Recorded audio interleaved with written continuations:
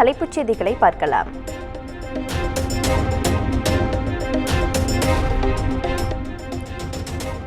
சென்னை மற்றும் புறநகர் பகுதிகளில் விடிய விடிய வெளுத்து வாங்கிய கனமழை. காலை நேரத்திலும் மழை தொடர்வதால் பொதுமக்கள் அவதி.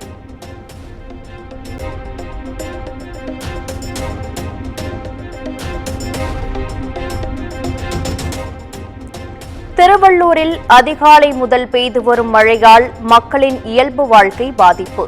காலை வேளையில் செல்பவர்களும் பள்ளி கல்லூரிகளுக்கு செல்லும் மாணவர்களும் அவதி.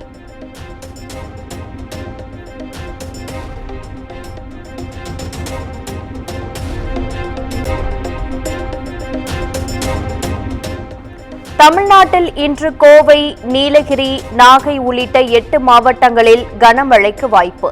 சென்னை வானிலை ஆய்வு மையம் தகவல்.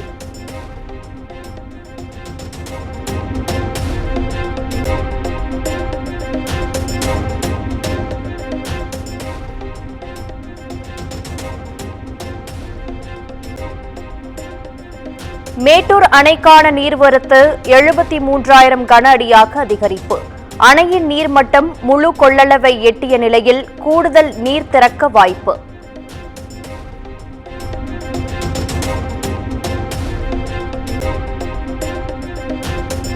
தஞ்சை கல்லணையிலிருந்து வினாடிக்கு 27,273 கன அடி நீர் வெளியேற்றம். குறுவை சாகுபடிக்கு நீர் திறக்கப்பட்டுள்ள நிலையில் பாசன விவசாயிகள் மகிழ்ச்சி.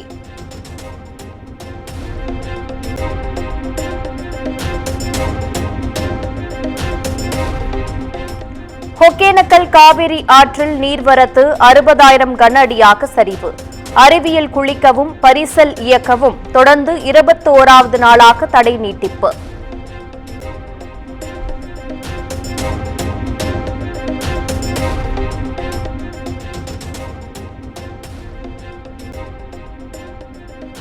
தொடர் மழையால் தமிழக அணைகளில் நீர் இருப்பு 78% உள்ளது.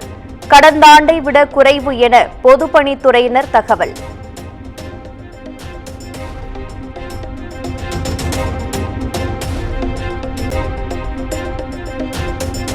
சென்னையில் கொட்டும் மழையில் நடைபெற்ற சுதந்திர தின ஒத்திகை நிகழ்ச்சி. கமாண்டோ படை, குதிரைப்படை, பெண் காவலர்கள் உள்ளிட்ட 7 படைப்பிரிவினர் பங்கேற்று அணிவகுப்பு.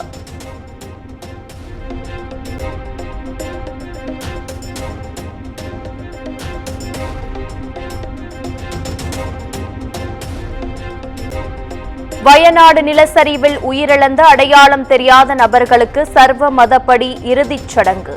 67 பேரின் உடல்களும் ഒരേ இடத்தில் അടക്കം. സ്വർഗസൗഭാഗ്യത്തിലേക്ക് ഈ ആത്മാക്കളെ നീ സ്വീകരിക്കണമേ. സർവേശ്വര ബ്രഹ്മാവ് വിഷ്ണു മഹേശ്വര.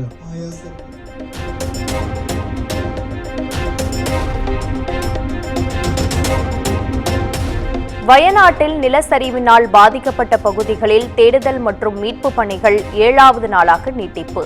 தோண்ட தோண்ட கிடைக்கும் சடலங்களால் உயிரிழந்தோரின் எண்ணிக்கை நாளுக்கு நாள் அதிகரிப்பு.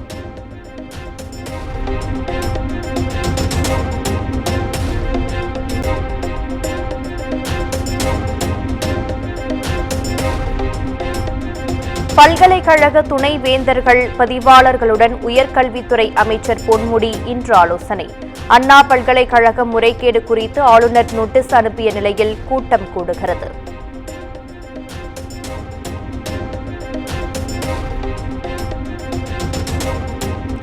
தமிழக மீனவ பிரதிநிதிகளுடன் பாஜக மாநில தலைவர் அண்ணாமலை இன்று டெல்லி பயணம். இலங்கை கடற்படை தாக்குதல் குறித்து வெளியுறவுத்துறை அமைச்சர் ஜெயசங்கரை சந்தித்து மனு அளிக்க உள்ளதாக தகவல்.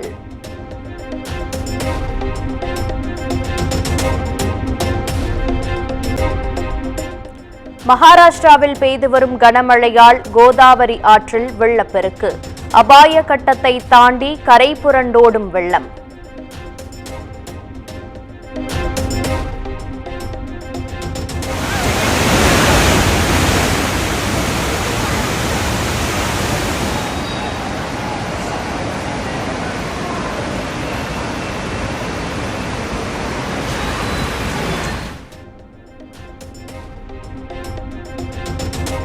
கனமழை எதிரொலியாக புனேவில் குடியிருப்பு பகுதிகளை சூழ்ந்த வெள்ளம். படகுகள் மூலம் சென்று பொதுமக்களுக்கு நிவாரணப் பொருட்கள் வழங்கும் ராணுவத்தினர்.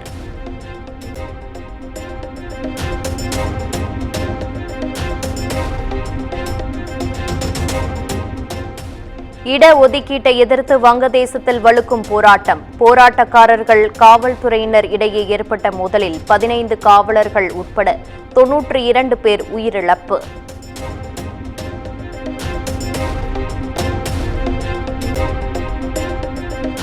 பாரிஸ் ஒலிம்பிக் டென்னிஸ் ஆண்கள் ஒற்றையர் பிரிவின் இறுதி ஆட்டம். அல்காரஸை வீழ்த்தி தங்கப்பதக்கத்தை தட்டிச் சென்றார் டென்னிஸ் ஜாம்பவான் ஜோகோவிச்.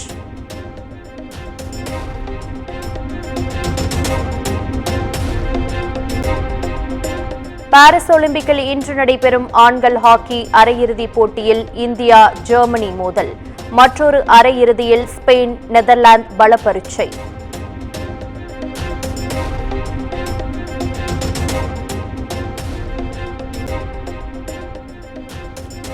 இந்தியாவுக்கு எதிரான 2 ஒருநாள் போட்டியில் 32 ரன்கள் வித்தியாசத்தில் இலங்கை வெற்றி. 3 போட்டிகள் கொண்ட தொடரில் இலங்கை 1-0 என்ற கணக்கில் முன்னிலை.